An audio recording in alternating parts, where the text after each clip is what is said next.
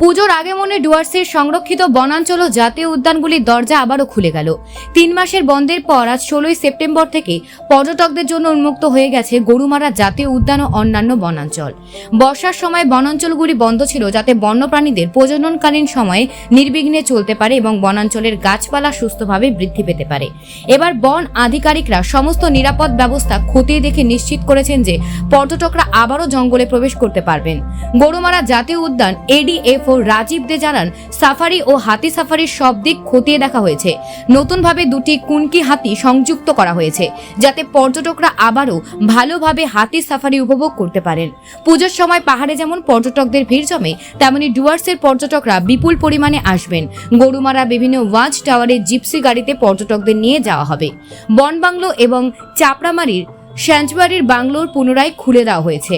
তবে eco tourism রিসোর্টগুলি এখনো পর্যটকদের জন্য খুলবে না, কারণ ফায়ার প্রোটেকশনের দিকগুলি যাচাই করার জন্য কাজ চলছে।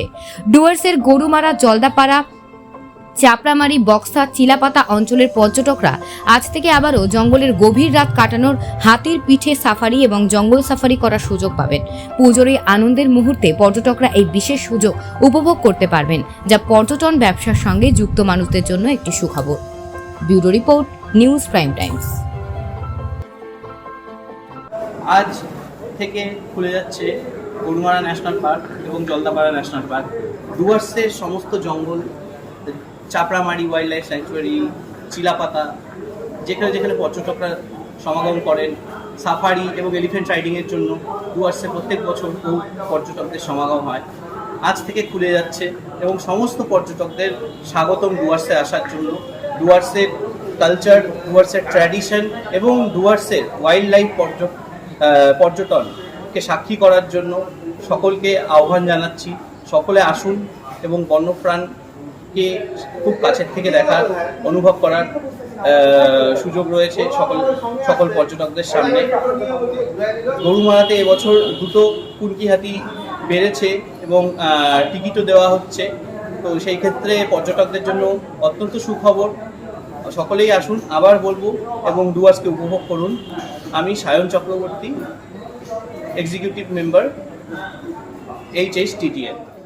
প্রত্যেক বছরের ন্যায় এবছরও 15ই জুন থেকে 15ই সেপ্টেম্বর অবধি জঙ্গল বন্ধ রাখা হয়। এটি বন্যজন্তু জানোয়ার যারা আছে তাদের মিটিংয়ের সময় মূলত, এবং তার সাথে আমাদের যে জঙ্গলের মধ্যে প্ল্যান্টেশন অ্যাক্টিভিটিসগুলো চলে তার সময়, যার জন্য জঙ্গল বন্ধ থাকে।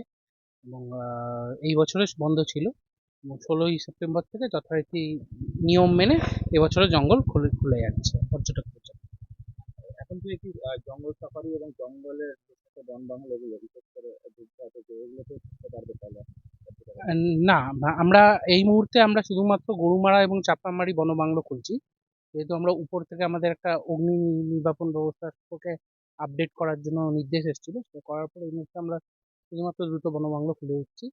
আমাদের যে ইকো ট্যুরিজম কটেজগুলো ছিল গরুমারা ন্যাশনাল ওয়াইল্ড লাইফ ডিভিশনের আন্ডারে, সেগুলো আমরা এই মুহূর্তে খুলছি না। এখানে কাজ চলছে, এই অগ্নি নির্বাপন ব্যবস্থা সম্পর্কিত কাজ চলছে। তো সেটা যত তাড়াতাড়ি কমপ্লিট হয়ে যাবে, আশা করছি পুজোর আগেই আমরা খুলে দিতে পারবো। হ্যাঁ, হাতি সাফারি এবং জিপ সাফারি খুলে যাচ্ছে। সব রকম ভাবেই তাহলে প্রস্তুত বানাবো। একদম, আমরা গরুমারা ওয়াইল্ড লাইফ ডিভিশন সব রকম ভাবে পর্যটকদের এই মৌসুমের জন্য প্রস্তুত পারবে। আশা করছি পর্যটকের সংখ্যা বাড়বে। আমরা বিভিন্ন রকম মেজার্স নিয়েছি এবং দুটো হাতির সংখ্যাও বাড়ানো হয়েছে এর জন্য। এবং আমাদের বাটারফ্লাই পার্ক যেটা আছে সেখানেও সমস্ত রকম ব্যবস্থা গ্রহণ করছে। আশা করছি দুটো কুনকি হাতি এবার হাতি সাফারির জন্য বানানো হয়েছে, যারা পর্যটক নিয়ে। কতগুলি কুনকি হাতি তাহলে এখন সব মিলিয়ে 4টি কুনকি হাতি থাকলো গরুমারা ওয়াইল্ড লাইফ ডিভিশনে পর্যটকদের হাতি সাফারির জন্য।